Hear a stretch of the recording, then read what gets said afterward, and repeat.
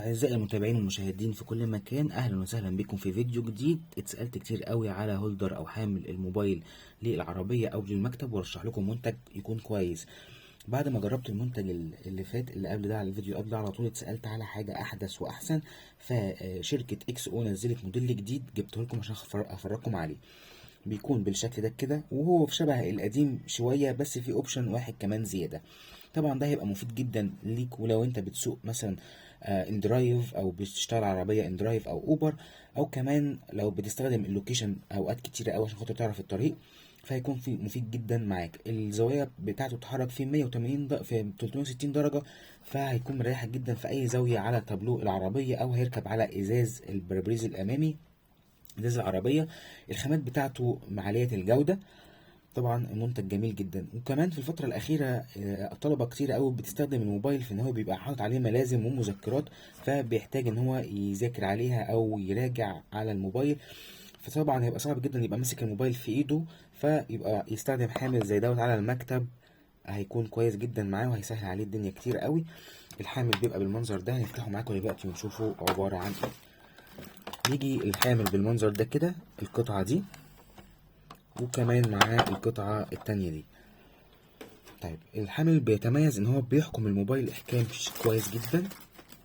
هنجيب موبايل كده مثلا وهنركبه في الحامل بالطريقة دي. هنشوف دلوقتي الطريقة اللي احنا بنركب بيها الموبايل في الحامل. اول حاجة بس الاول هنركب القطعة دي في القطعة دي ازاي. احنا بنفك الصامولة دي، تمام، بنركبها في المكان ده كده، وبندخل الكرة دي في المكان ده، وبعد كده بنبدأ نربط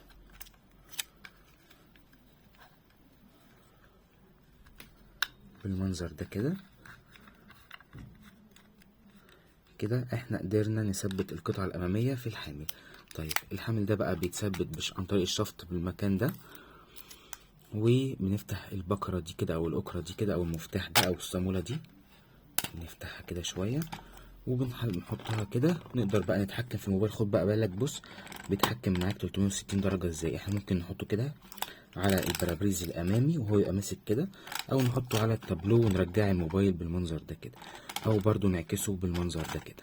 طبعا برضو على مكتب يبقى برضو كويس جدا. ونفتح ده برضو طلبة او الناس الموظفين اللي بيستخدم برضو الموبايل بصفة مستمرة، او عايز يتفرج على ماتش، او مثلا الناس بتاعة الامن بيبقى قاعد فترات طويلة او محتاج حاجة يتفرج عليها، ممكن يستخدم حامل زي ده يتفرج على ماتش او مسلسل او حتى افلام. يعني زي ما احنا شايفين بيتحكم وبيتحرك معاك في كل الاتجاهات، ويطلع لقدام او يرجع لورا عن طريق البكرة دي.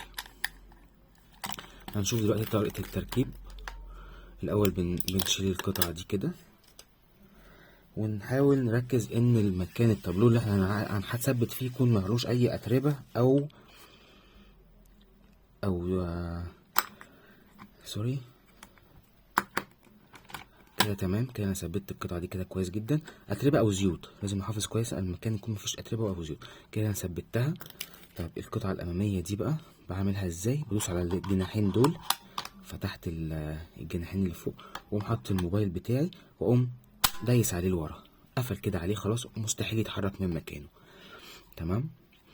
طيب لو مثلا الموبايل طويل شويه او عالي شويه، طب في اوبشن تاني زياده في الحامل ده. ايه بقى اللي احنا كنا بنتكلم عنه؟ ان القاعده بتاعته تقدر تتحرك بكل سهوله، تنزل لتحت وتطلع لفوق. في زرار هنا تحت، برس تحت هنا، بدوس عليه اقدر اطلع الموبايل كده. خدوا بالكم، هنجربه تاني. واضح كده في الكاميرا، بقدر اطلع الموبايل للمستوى ده، او ادوس وانزل الموبايل للمستوى ده، استقر على الاتجاه اللي انا عايزه او المقاس اللي انا عايزه، اقوم دايس كده لجوه، يقوم قافل على الموبايل. حبيت افكه، بدوس هنا على الزرارين اللي في الجنب دول، يفتح لي الحامل واطلع الموبايل بتاعي. طبعا هو ممتاز جدا جدا للناس اللي بتذاكر او اللي بيستخدموا الموبايل في المراجعات، بحيث ان الملزمه تبقى قصاده ويحطه قدامه على المكتب، يطوله قدام او يرجعه لورا، او يفك البكره دي كده وينزله. وبرده كمان الناس اليوتيوبر اللي بيسجلوا فيديوهات ممكن يستخدم حامل زي ده، بحيث ان يثبت الموبايل قدامه ويقدر يتحكم في كل الزوايا بكل سهوله. الناس برضو اللي بتصور فيديوهات طبخ كتير فيستخدم حاجه زي كده بكل سهوله.